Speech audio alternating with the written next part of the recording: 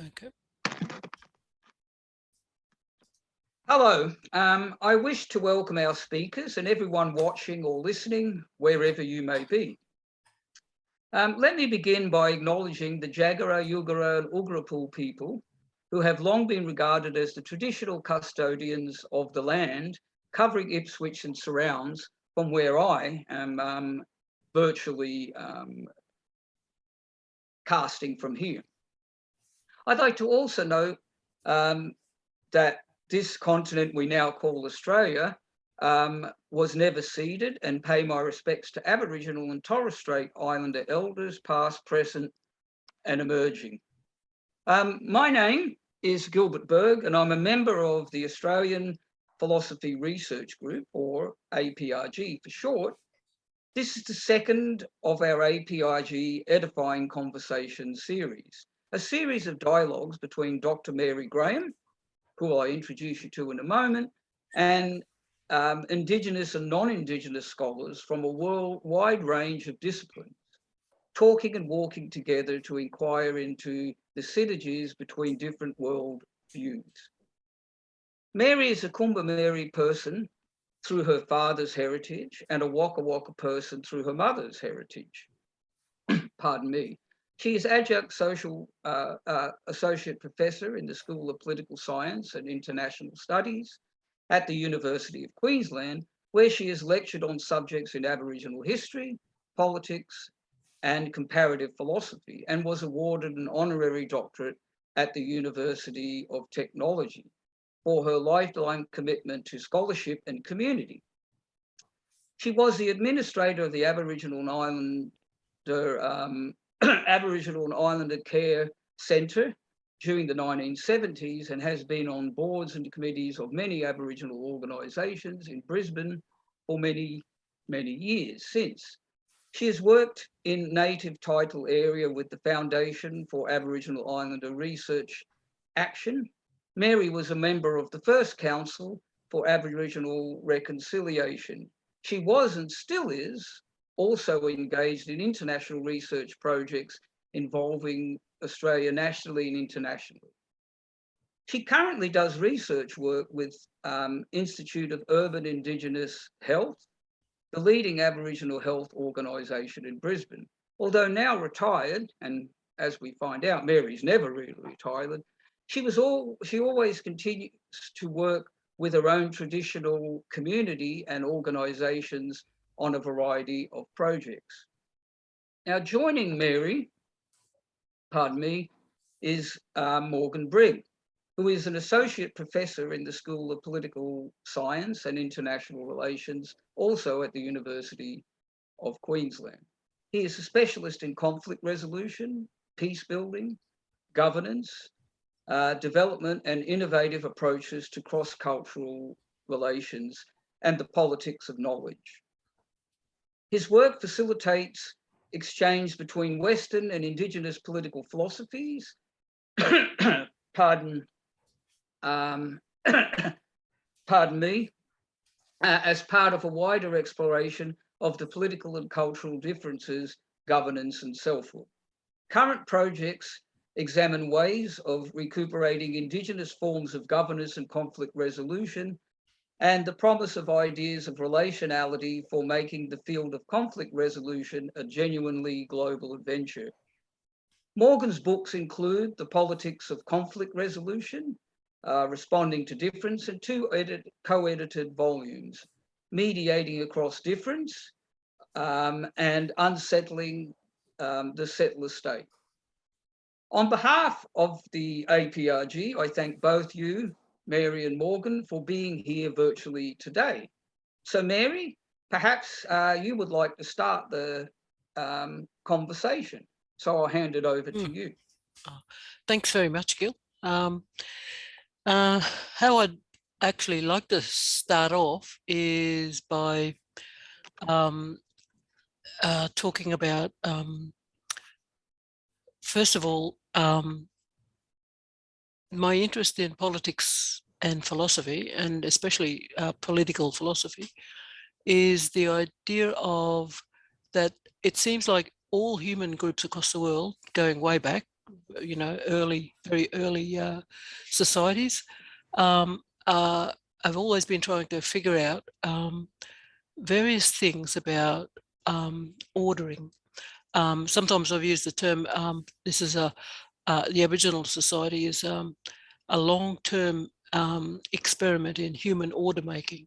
Morgan has said similar sort of things like this. And some of the ideas about this ordering had to and still have to take into account problematics like authority and power, basically. So there was always an understanding that you have to have order, a social order of some sort, and also power. What to do with this particular problematic, because people are all different. We're all endowed with egos besides reflectivity and things like this. So we have to work out where we stand, where we fit into a society and so on. Those two things had to be sorted out by all different kinds of cultures. And they sorted them out in ways that suited them in their landscape, in their country, in their sphere of life and action and so on. From the Aboriginal point of view, probably because of a whole range of things like being isolated for a very long time. It's a huge island continent, many other continents like joined up with other, you know, they're all range of cultures within one continent, one huge continent.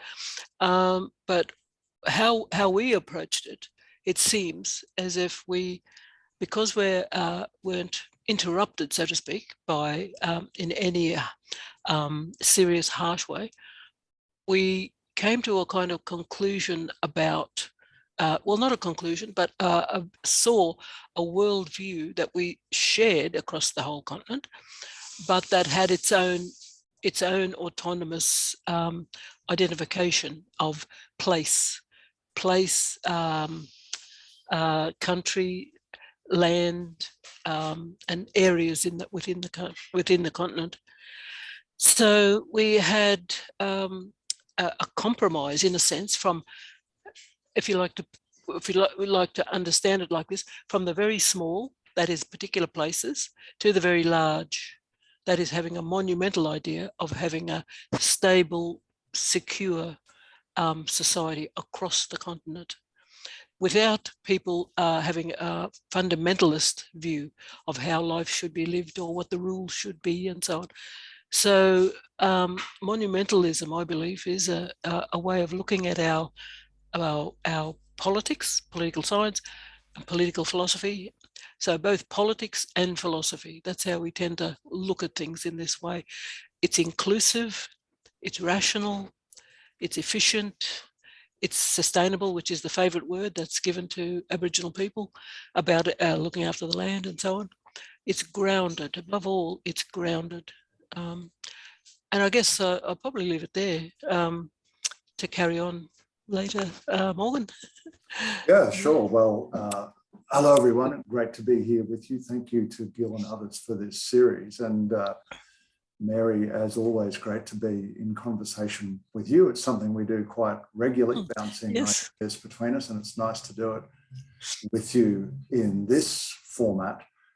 Just from my point of view, very quickly, I'll add my acknowledgements to ancestors and traditional owners right across the Australian continent, and particularly Darumbal people. That was where I was brought up, grown up as a person in central Queensland, in a semi-rural environment there.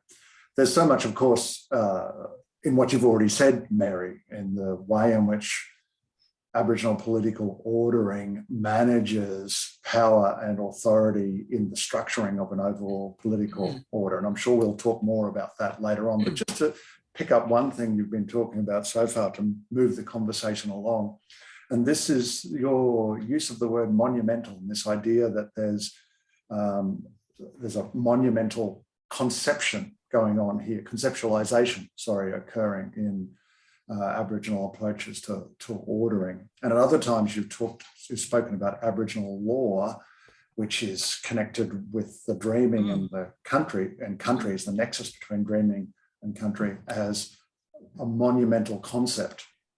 And I think this is really quite striking, because what you're highlighting for people is that in this natural human experiment that you talk about, running over tens of thousands of years, you find that there have been developed ways of structuring, systematizing, and thinking about social and political ordering that deserve the label of being monumental.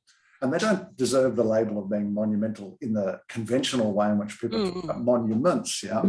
And in fact, there's probably a link here that it's precisely not about monuments, the products of the work of human hands, but the way in which humanity in Aboriginal political ordering is able to embed itself. You used the word grounded a moment ago, how it's able to embed or ground its understanding of order with and in landscape.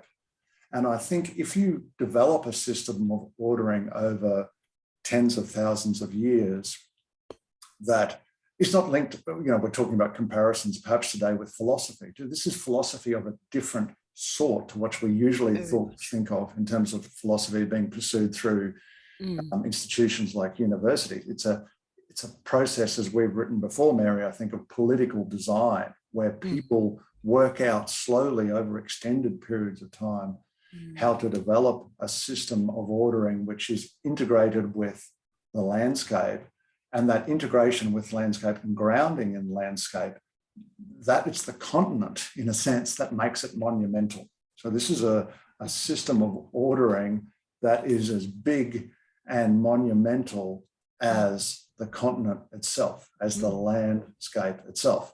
Yes. At the same time, the genius of it is that it's not monumental in a sense of sitting as a striking hierarchy bearing over the top of each other. It enables people to find their place within the structures and systems. So this, that's true. Over to you. Yeah. I was saying, I was talking to a friend of mine who, Dr. Irene Watson, talking about that she's kind of not stopped being interested in politics, but she is paying more attention to the law. She is a Pro-Vice Chancellor at the South Australian University of South Australia, a law lecturer, very expert in the Western law and in Aboriginal law. And she was talking about she is just going to pay more attention in her writings, her talks, if she continues with talking and so on, achieving things at that university. Not so much about politicking or in politics or anything like that, but pay more attention to what the law is. And it made me start thinking that perhaps that is actually our system here, developed over a long period of time, that what is called politics is actually the law, how we look at it, because the law explains a whole range of things. Plus, it takes into account life as in the vertical view, like into the land, but horizontal to the landscape. So all life forms across the land, So Aboriginal people had to work these things out, but taking into account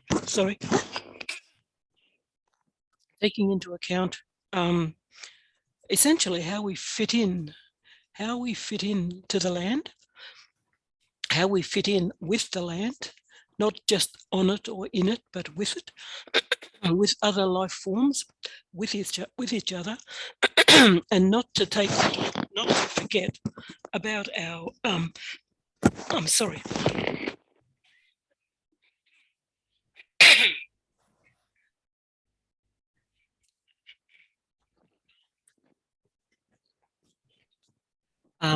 Taking into account this monumental view of looking at our ancestral our ancestors, our spiritual ancestors, now our ancient ancestors, not just our immediate ancestors, but the ancient ones, and looking at other than human ancestors too, all mixed in with multidimensional time, taking the view of multidimensional time. Now maybe we got that from basically living for tens of thousands of years, or it just came from learning how to fit in with each other and understanding what life in this country, according to our ways of wishing to live, basically, and learning to live and embedding things. Maybe it worked out like that. But I thought it got me thinking about, well, maybe we didn't have because when you look at the Aboriginal language map, I often say that map shows to me that is not just a language map, it's a map of social and political ordering systems right across the whole country. And every square inch of the country was somebody's responsibility and obligation to look after it.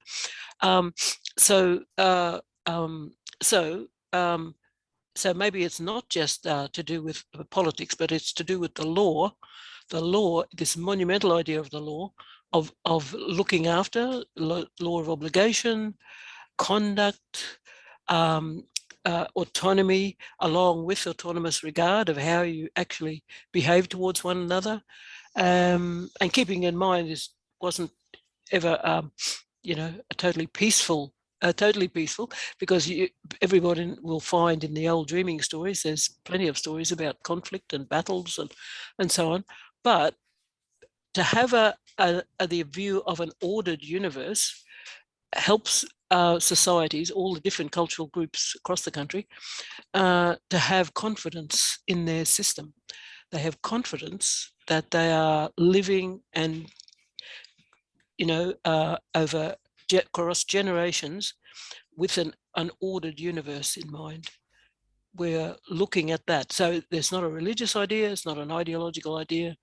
It's what I call a Weltanschauung, that is a worldview idea, but a deep core belief, a deep core idea of what an ordered universe is.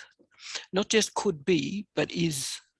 So in a sense, we've got a meaning of life, not looking for a meaning of life, as in, I might be wrong here, but as in philosophy itself, not Western style philosophy, that is speculating about what things mean. Do you think, Morgan? I don't know. Can I pick up on the relationship between law and politics and how people approach that? Because in a lot of consideration of law and politics, people are often tempted by or are drawn to law to authoritatively settle contests and issues that are, so to take us out of the destabilization and the fray of contestation and battle and so on, to authoritatively settle something through the law. Now, those scholars and thinkers who are particularly enamored with political contestation and debate sometimes get quite nervous about the idea of elevating law, because the elevation of law can see the ossification of a current set of power relations and the institutionalization and naturalization of those set of relations. And they say, well, what we need politics to contest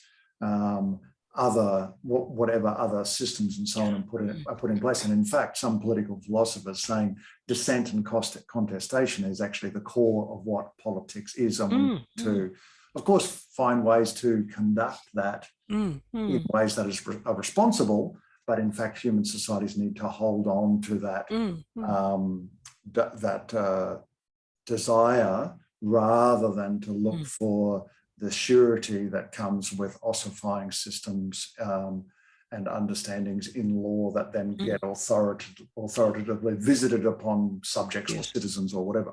Now, that's just to say that a contextual comment in a way on the relationship between politics and law. But then I think when we come to Aboriginal Australian law, we see something quite remarkable that goes to that depth of history in developing law or developing systems. Where you speak, Mary, about Aboriginal political ordering being a soft hierarchy. It's not to say there's no hierarchy at play, precisely because the landscape forms a kind of template for socio-political ordering. It's a soft hierarchy rather than one that is organised apically in the way that is organised with a sovereign with jurisdiction, total jurisdiction over a particular polity or geographical area. Yes.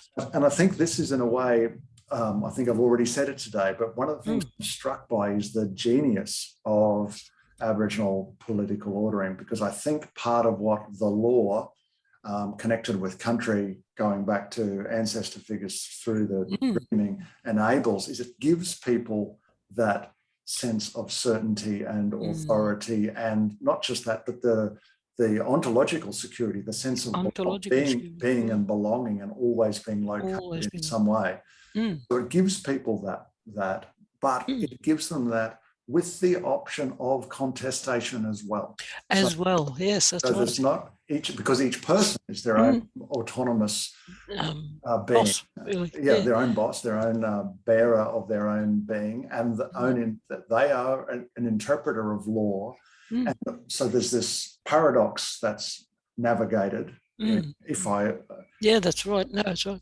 Which I think it's not that law continues and is enduring, and all societies say this. They say the law doesn't change. Meanwhile, the law is constantly changing. Constantly changing. Yes. So the law doesn't change, but people can contest and run political contests and pack away different histories into dreaming and law, which enable the evolution of a system. A lawful system to accommodate change and so on. So I think, in a way, that finessing of continuity and stability is one of the marvellous public political goods that Aboriginal order making achieves. Yes. Yeah. And and it is a kind of finessing, this is why I always thought I couldn't quite explain it even to myself, but talking about it with over years, with relatives, with other Murris, other Aboriginal people, about that in a basic sense, Aboriginal people are really, really like conservative, in the true meaning of the word conservative. Not only liking tradition is important, but continuity. People, and I know this sounds strange because it sounds like a class thing, but everybody knows their place. They're placed, but not in a class system, of course. And you are secure. People felt secure until colonialism came in. But if I could tell a small story from down this way, it explains, I think, some things about what you've just been talking about, Morgan. And I think you've heard me say this one. Around the coastlines of Australia, I don't know if it was every different group or even some other cultures who live on islands, small islands or whatever, where they arranged over long periods of time, arrangements between dolphins and humans to catch fish. So what the dolphins would do would herd fish into shallow areas, making it easier for humans to come and scoop them up onto the beach.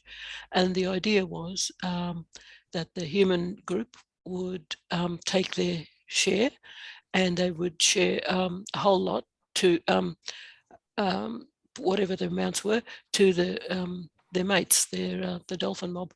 And so that goes on. And in this story, though, one day this person, a human mob, they decided not to do the sharing part.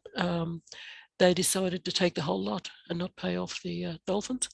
And I know when people hear these stories, they think, oh, that's lovely. It's really good for children, isn't it? And so on and so on. but actually, what happens? What doesn't happen if it was a religiously viewed idea?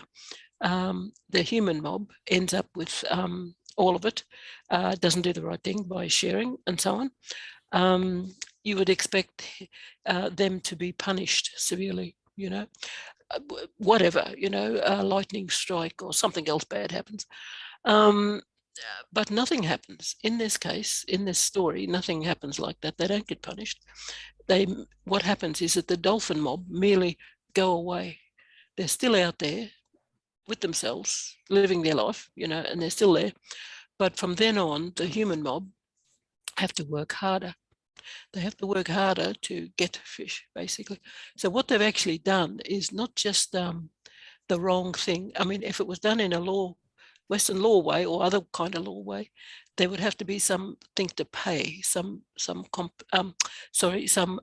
of punishment to pay for their actions. They don't really get punished, but they are, in a sense, because they have to work hard, work harder. But what is really happening is that a contract has been broken, an agreement between two different mobs. One of them just happens to be non-human, but they're a mob who owns themselves. They're an autonomous mob too. And I was saying this in every now and then I tell that story, but one particular time it was a whole group of lawyers and judges, I think, and they understood it, of course, straight away from a contract point of view. So it's not just the thing of a contract, which is a thing, but the way of which it is drawn up, and the way in which it is adhered to, and what happens when it isn't adhered to, when it's broken. So it's not just a case of a moral philosophy pursuing virtue. It's about an ordered universe where relationalist ethos with land, with all the other life forms, is adhered to, is admitted, is acknowledged all the time, and so on and so on. So how people conduct themselves is really, really important. In other words, their place in the world, and recognizing the place of other beings and so on. And if you look at it over a long period of time, really long, these ways of being, it becomes the law. Actually, that's why it becomes the law. So it's a lawful thing. So not only is it not, strictly speaking, politics, but it's not even a moral thing either. It's not ethics. It's the way of fitting in, an ordered universe, efficient, all that sort of stuff, rational. One of the things that highlights for me, Mary, is this monumental political ordering system operates.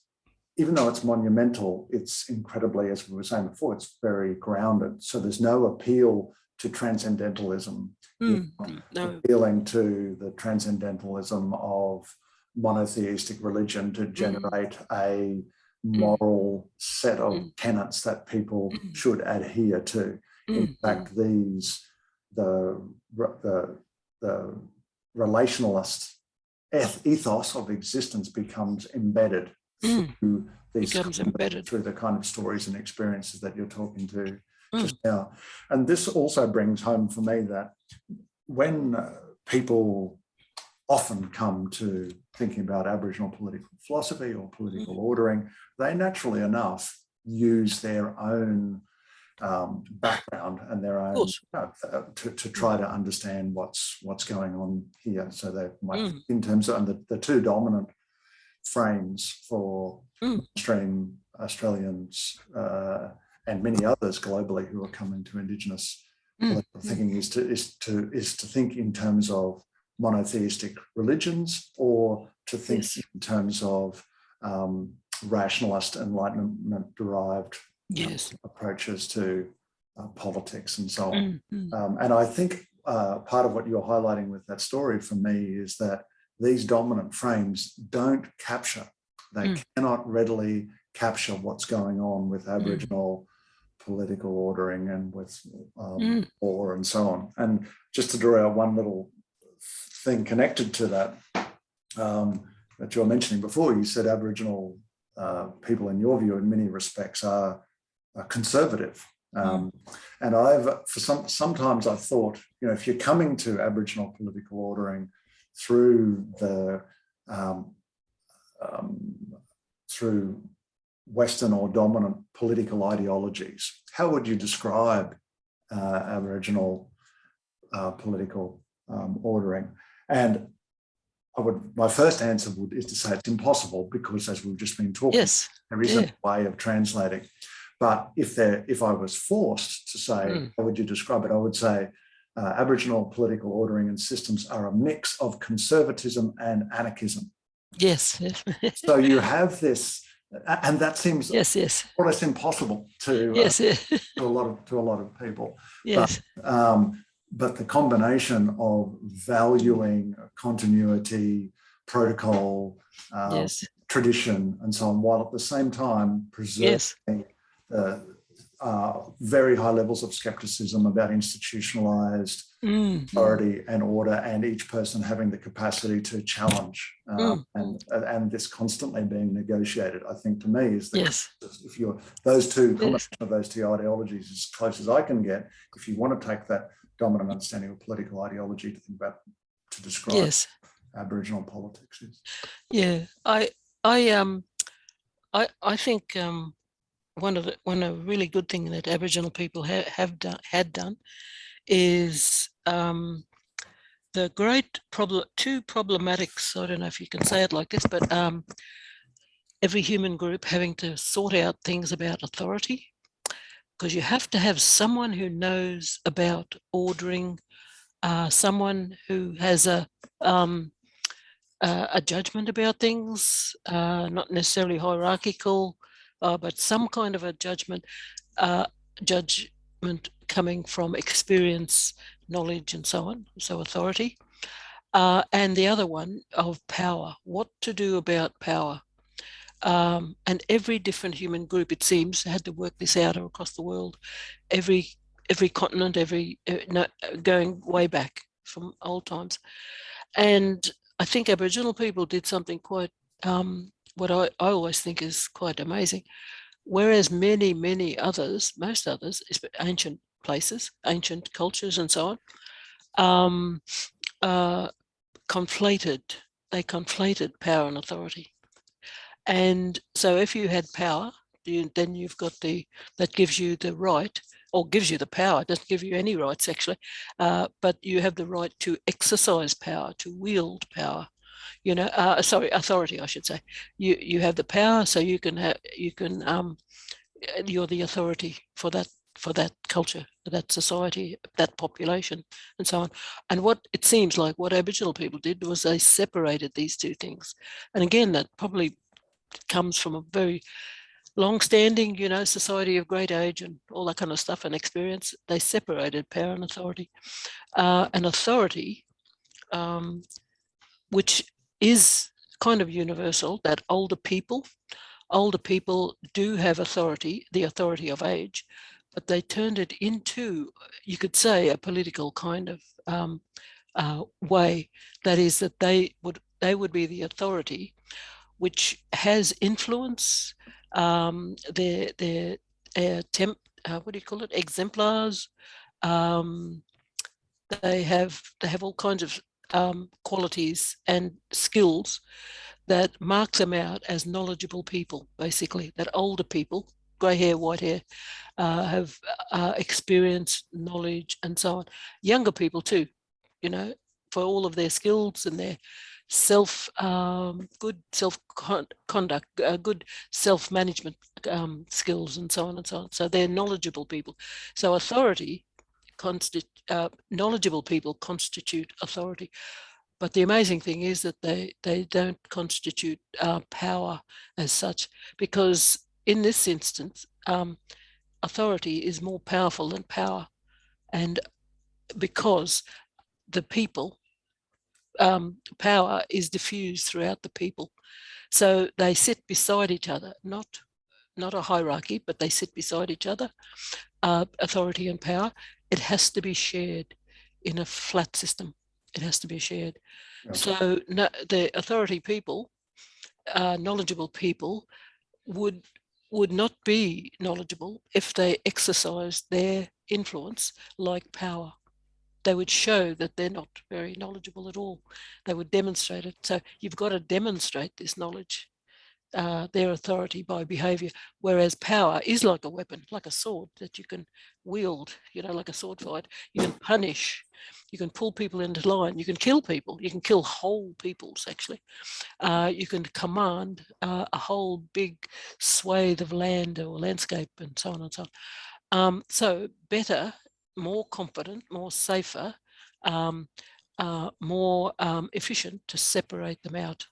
So the authority people, the knowledgeable people, don't order around the whole people, all the people. Power, I always think the old-fashioned slogan about power to the people. In a sense, it's like as if power to the people or power for the people. Aboriginal people discovered it, kind of thing. That's right and proper, because everybody is an autonomous being, and the way of conduct of autonomous beings is autonomous regard.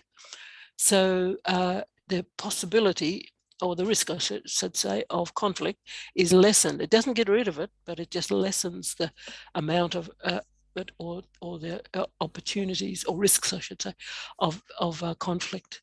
If you don't treat people badly, treat them, like with autonomous regard and so on. So they're not rulers. And of course, there's a whole range of other things like autonomy, besides autonomy, balance in the structure, female, gender-based governance, things like that. Not a hierarchy there. Place, I'm located, therefore I am, not I think, therefore I am. And of course, ethics being, and it sounds strange, there is no such thing as ethics, but there is the law, which takes the place of ethics, So those two big things, authority and power, I think it worked out differently across the world in other old cultures. But what we did, I think, in separating it, is just amazing. I think, for me, of all the things to be amazed about, that was one of it. Because you think, well, a self-regulating society, like I had, as you know, a row with somebody once. Well, a robust conversation about whether or not population can do without a state or not. A state with small s running the whole society, a civilizational state. So none of that here, but a civilizational culture with this different structure, not hierarchical, and balance between authority and power. It must have seemed, because it's worked out like this, that the old system over time was both stable, even though there were, as you say, there was accounts of, moments of that, of having conflict, accepting conflict, even having a place for it, anarchy, but it's a stable system. So I wouldn't say a peaceful system. I would always say stable and secure, and that's all that people can expect. Really, don't expect to find happiness and love and all the rest of it, and the answers to everything, and so on from a system that is taken care of by that autonomous regard. You came back around to power and authority, which of course, you introduced at the beginning, and I expected we would come back to at some point. And I'm sure that perhaps some viewers or listeners might, in some of what you say, including the slogan "Power to the People" and so on, some viewers might see parallels or strong connections with the development of modern democracies and how liberalism operates, and so on. And there are connections there for sure, but I wanted to go back to your point about how often we see the conflation of power and authority. And this is very pervasive, both in the practice of dominant politics domestically and globally, and in the institutionalized thinking about what's possible for political ordering. Yes. And just on the first count, we only need to look at the Security Council of the United Nations to see the institutionalization of the post-war, post-Second World War power balance at play there, or see the emergence of states in Europe and the conflating of power with authority in the operation of those states. But one of the things that happens to our thinking in the aftermath of that conflation of power and authority is this idea that you referred to, that a state is necessary for political ordering. Famous various strands of thinking, perhaps most famously illustrated by Hobbes's work on the so-called state of nature, that we need a state to tame this unruliness which exists. Whereas Indigenous peoples around the globe demonstrated and continue to demonstrate that you do not need a state. You do not need this kind of hierarchical, typical political institution mobilizing violence and command obedience power relations in order to secure political order. So I think in a way, this is one of the big things that Indigenous peoples show.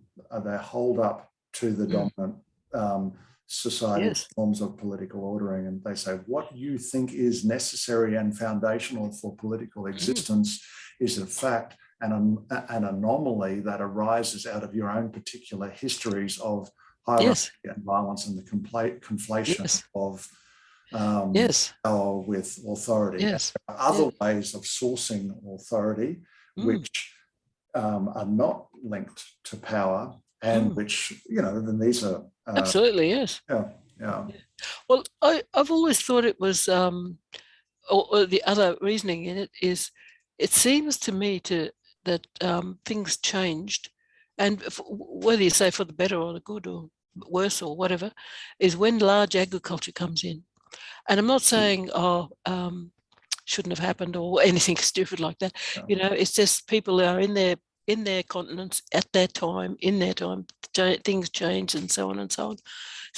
So when large agriculture comes in, large-scale agriculture, it seems to coincide, but not by accident, with the rise of the state, Now, when I say states, I mean old states, not nation states. That's not a very old, but a state like the Egyptian Empire, Persian, Chinese, Roman, Britain, even the ones in Latin America, they had that sort of thing too.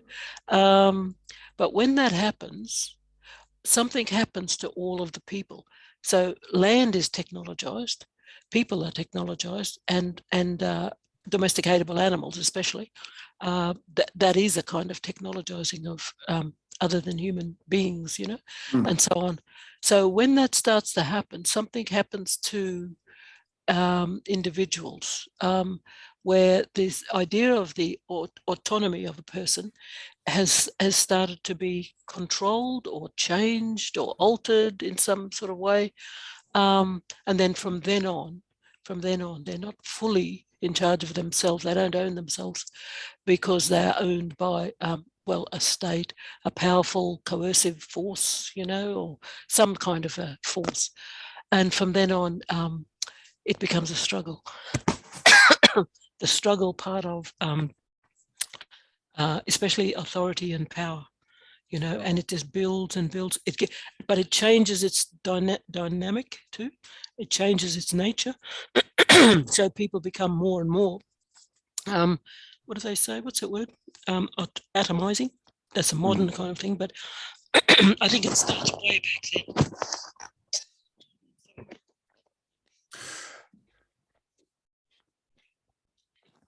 So I'll leave it to you. Yeah, you're right there. Yeah, look. Yeah, and I think your thinking there about the emergence of early states is borne out in a recent book by James Scott called Against the Grain, where part of his thesis in there is, in fact, it's not agriculture, say, but grains in particular, which allow the appropriation and centralisation of a surplus that generate what is necessary for the development of early states and so on. And I think this flows through to the idea that I was mentioning before, that then hierarchy seems to start to become conflated as being synonymous with order or the possibility of order. And that is it's quite a striking conceptual development in how human beings have thought about order, and then has been incredibly influential, of course, ever since that time. And I think what we're talking about, I mean, it might seem in some ways so much of what we talk about with Aboriginal political ordering might seem marginal to a lot of people, to what goes on in the world.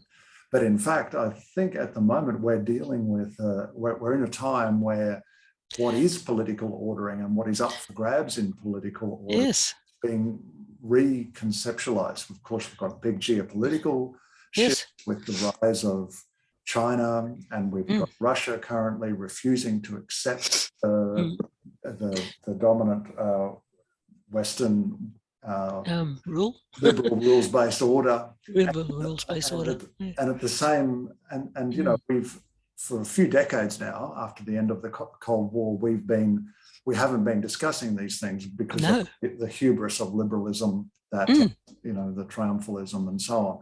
But I think Aboriginal political thought from this continent and other continents offers alternative ways of thinking about these foundational matters about political ordering, which are also then bound up with foundational matters of being, what it means to be a person, and then how do we order being together, which is part of politics.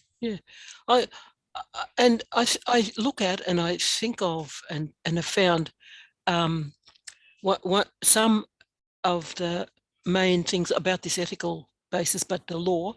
There is a very powerful kind of idea of the law of obligation, and it goes into everything of looking after land. For example, just some sayings, land is the source of the law, say, but that's law, L-A-W, L-O-R-E.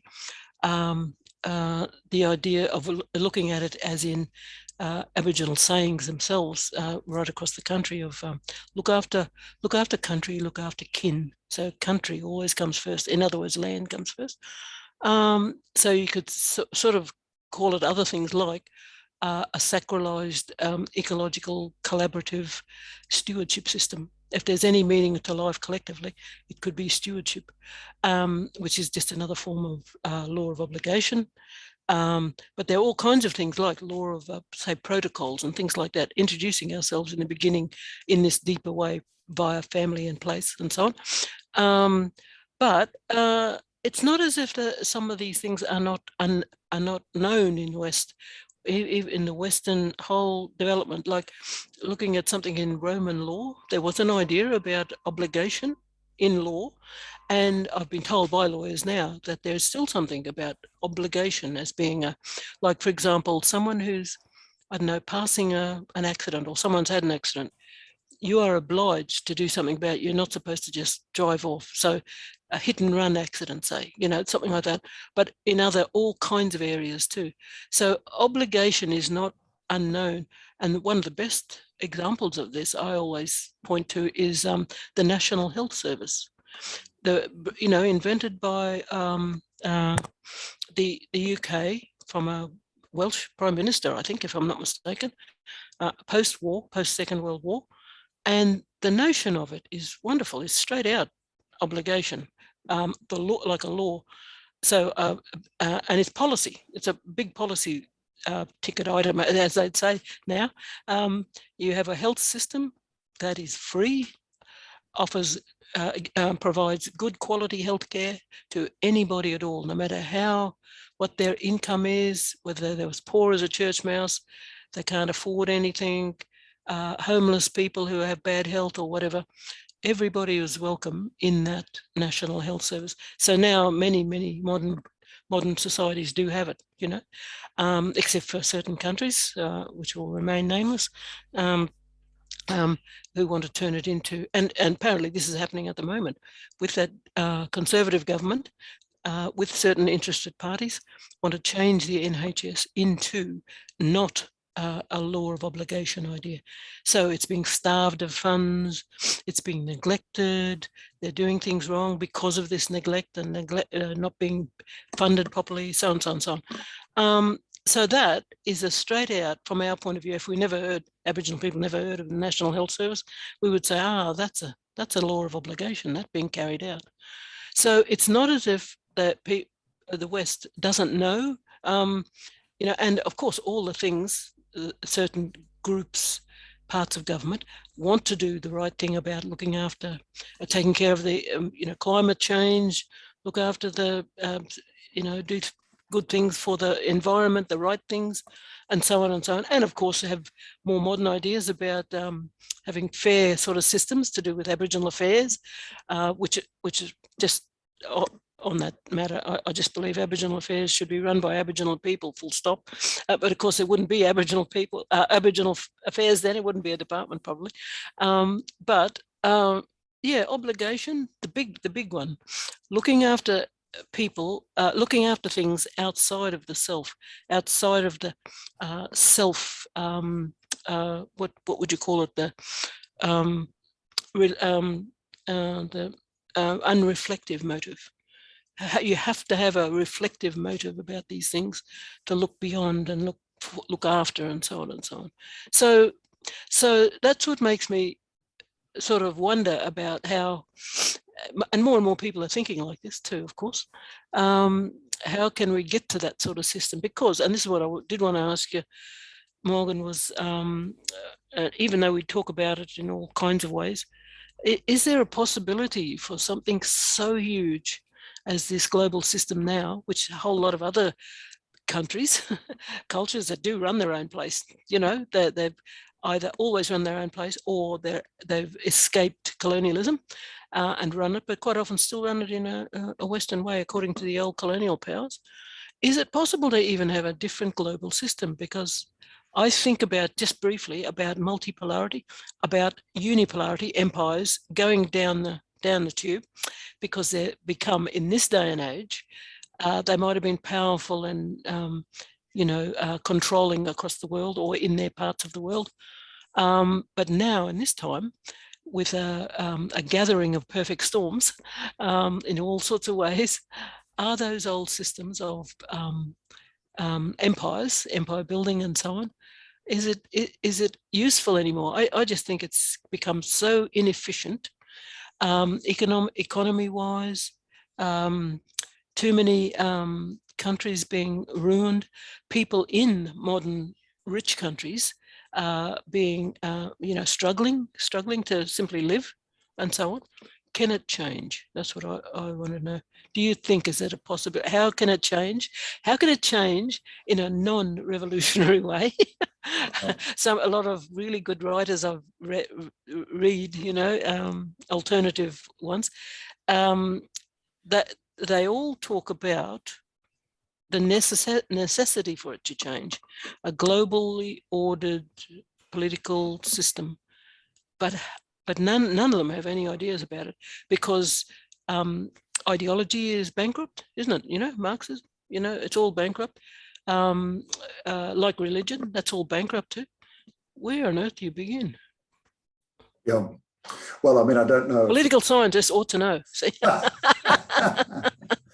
Well, I don't know if it will change, but I think part of what Aboriginal political thought does is shows us some tools and some options, and shows that it can and should change, because part of what your work and work of others like you show us is that power and authority don't need to be conflated, and order not have to be hierarchicalized, and doesn't have to be characterized by domination and command obedience. So if you just take those basic principles and possibilities and put them into play, I think there is actually Oh, precisely because, as you were signalling just before, there are parts of the welfare state or parts of other state Yes. operations that have become quite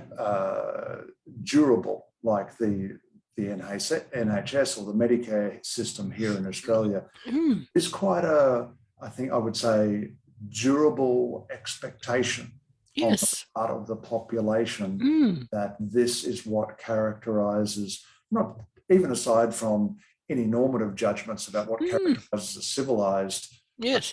society, this just characterises us. This is just part of who we are and what we do. So in a way, I think, even though this is we're talking about relatively new societies compared to ancient Aboriginal political ordering, I think you do see, even over a period of a few decades, the layering in of expectations about what should be foundational to human being together. That is linked precisely to relationalist law of obligation and so on. So I think those things are at play in, often more so in domestic politics. When you turn to global politics, where you see the play of power relations, which has been institutionalized and to some extent valorized in international affairs by realist international relations scholarship, I think the task there is harder. But I also think the disruption that we're currently seeing and experiencing should signal the possibility of other ways of relating and ordering. And there's plenty that happens on the international scene. There are remarkable instances of institutions of global cooperation operating every day that enable commerce and travel and a whole range of other things. But whether there is enough of the reflective motive operationalized at high levels of leadership in various countries to make that a kind of possibility is uncertain, of course. I mean, we've got it from the Anglosphere. With the Anglosphere's big influence on international politics. I mean, one of the things that needs to be overcome for this sort of possibility you're referring to happen is liberal hubris needs to be and that might not be possible. And then you have the sort of what's going on Russia at the and arguably with China as well, quite parallel assertions of power. So who knows, Mary? But one thing I'm quite certain of is that Aboriginal political thought is a resource for thinking differently and thinking better about politics at domestically and globally. Just added to that, I've been in some different kinds of economic conferences or talks about economics and so on, and there is one coming up about the idea of a steady state economy, and being asked to do a kind of abstract. My idea was, a steady state. The notion of a steady state is in chemistry, apparently.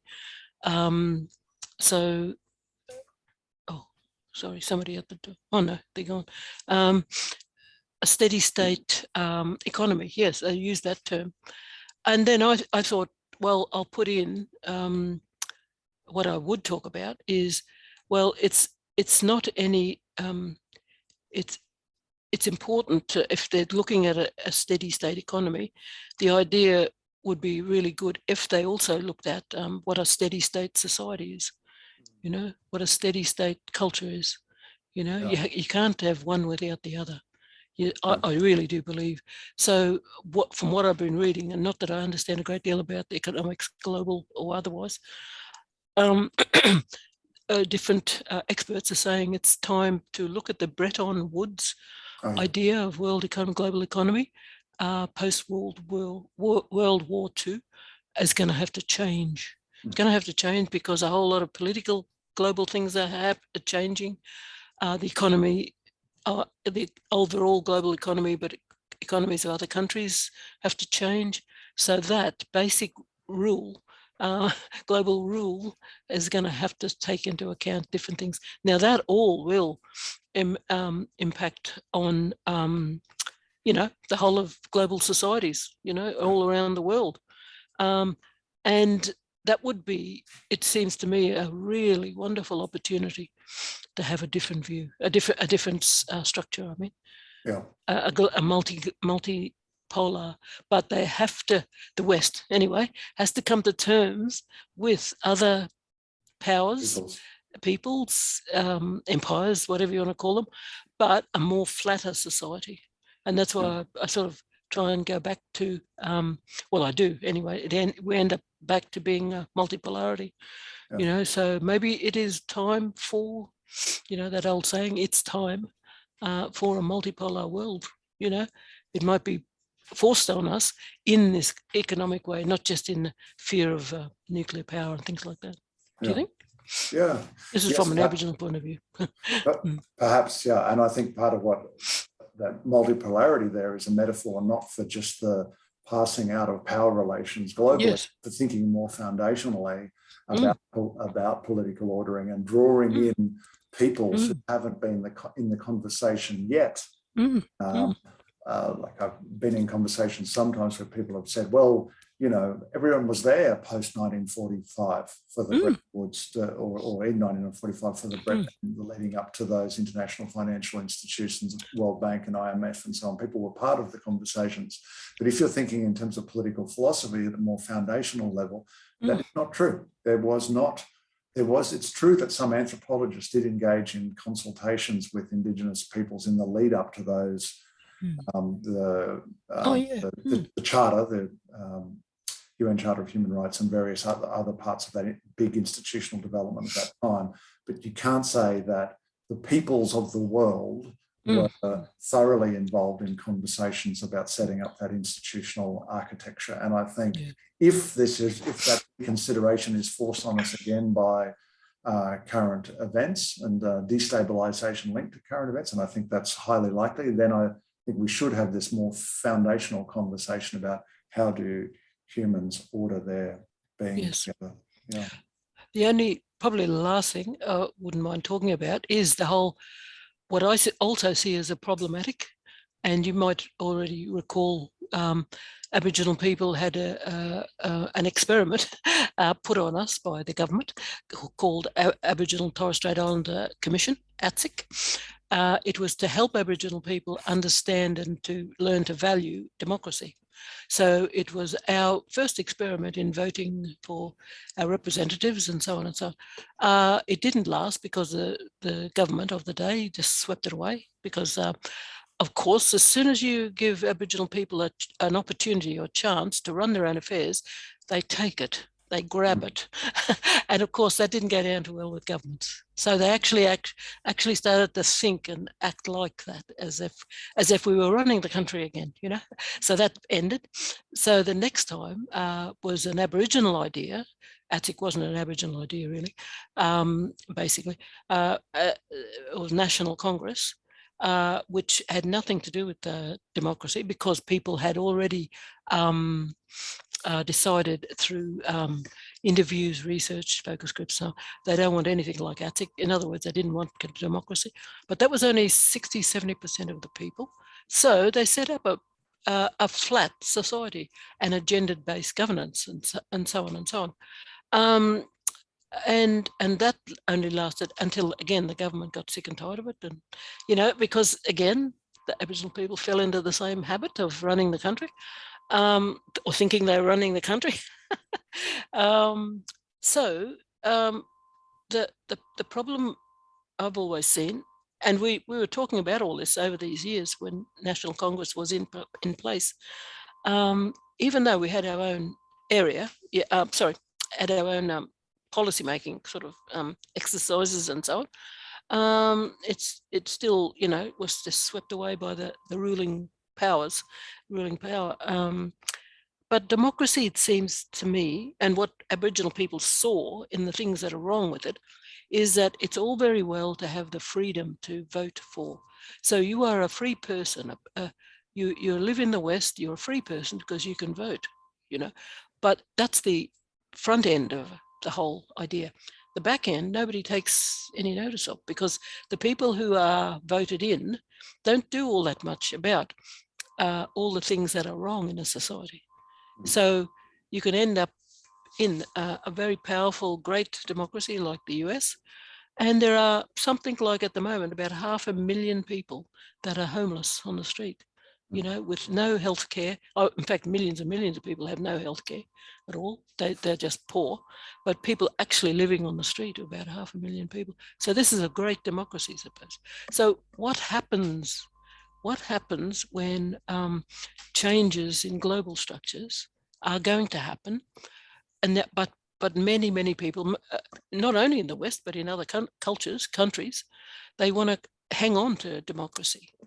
And I guess could I say to Gil, if you want to, could I ask Gil to come into this, because this discussion, love, about, I'm sorry, saying love, but That's all right, man. the whole dilemma of all this, of having a global system where many people, not Aboriginal people, and probably not Indigenous people like us, you know, care too much for democracy.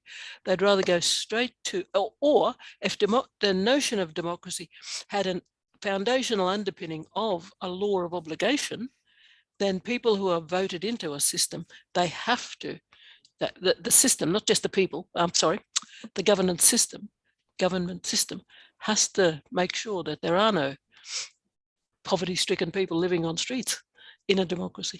You know, I mean, so either yourself, Morgan, you know, say something about that. Can I just ask a question of you both on that topic, because I've been burning to ask a question on that. And that is, you mentioned with the ATSIC, setting up with ATSIC, and you mentioned it being an experiment in democracy, which I'll get to in a minute. But Morgan also rightfully pointed out the many things that you were saying are compatible with not so much liberal democracy, but, you know, the kinds of alternative democracies that we see with deliberative democracies and demarchies and associative democracies and various other democracies that don't focus on the freedom and independence of individuals as a starting point, or on representative democracy. So I guess my question here is, when the government talked about an experiment in democracy, it was really demanding that Aboriginal mobs get together and enforce a kind of liberal democracy on them. It was a modernisation experiment. That's what it was, actually. Whereas my question then is, why not do the following, saying that an experiment in democracy is a two-way street? It's a form of autonomous regard. So why not ask that an experiment with democracy is also that Western authority and power give up the notion of a liberal democracy and experiment with new forms of democracy, as you say, that might start off with an obligation. And even under the current model, it could be an obligation to have a government of the people, by the people, and for the people. So that there is definitely one. So that was the kind of, I guess, the question I want to pose to you both is it possible to perhaps make that a starting point? Well, a starting point for discussion, for sure. For sure. Whether or not, and again, it comes back to this probably political party authority, like power. What did you call it, Morgan? Power plays, power battles, you know, between people who like the old thing of just telling people what to do, basically, and others saying, well, everybody's got an opinion about something, and so on and so on. Do you think? I'm not quite sure how to answer. Yeah, well, look, I think hard to discuss it. That's all. Yeah, I think there is. If there was vision and commitment from the political class and others in Australia, I think the sort of thing you're talking about, Gil, is very interesting and would have a lot of potential. I mean, whether it will happen or not is is another matter. But I think there are rhetorical anchors or levers for this kind of thing. What you're talking about with this continent is the world's oldest continuous civilization, oldest living people, Aboriginal people. This is a trope that is bandied around quite a lot at the moment. And then with mainstream settler-derived Australia, you've got, the most technologically advanced, economically driven, acquisitive society in recent times. And this is a remarkable combination coming together on the Australian scene. So why not use that remarkable combination to engage precisely, as you say, in a kind of experiment of a kind of a nation-building experiment and political ordering experiment for the 21st century? How do we, and the goals are quite obvious and quite shared, how do we live here together securely and sustainably and inclusively? The uncontroversial kind of a goal. So I think there is great potential, and there's plenty of touch points, as you were saying, Gil, between these two traditions, including even at the level of individual freedoms, notions of personal autonomy in Aboriginal political ordering that Mary and I have spoken about, mesh or touch in quite interesting and quite resonant ways with ideas of liberal individual freedoms. And so I think it's a highly suggestive and almost fecund arrangement that circumstance that we find ourselves in. Of course, part of what we grapple with, as Mary's pointed out many times, is that mainstream Australia feels deeply insecure about its and belonging on this continent, and continues in that insecurity to behave in morally indefensible ways toward Indigenous people.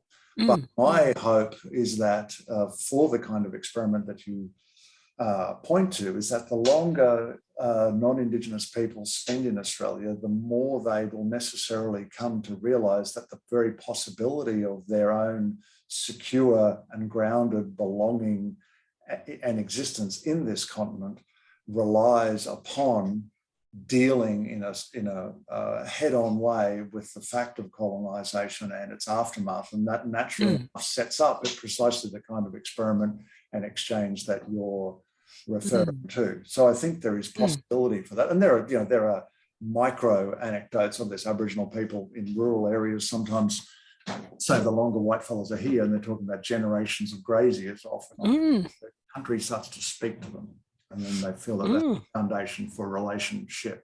There are some very good relationships. Yeah, there are. There's no doubting. No denying it. Despite the view from the inner cities of progressive. Yes, lattes drinking. Said that nothing good happens in rural environments. There are quite remarkable and illustrative and relationships between Indigenous people and graziers in parts of the continent. And if that kind of relationship, that relating can be writ large, then I think there is a foundation for this experiment and exchange precisely that you're talking about. Pardon me.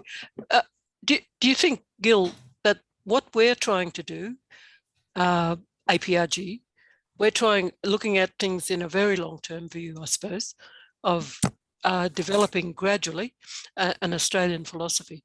And when we had that Australasian philosophy conference down here at Bond, I was talking about a Weltanschauung then, do you know?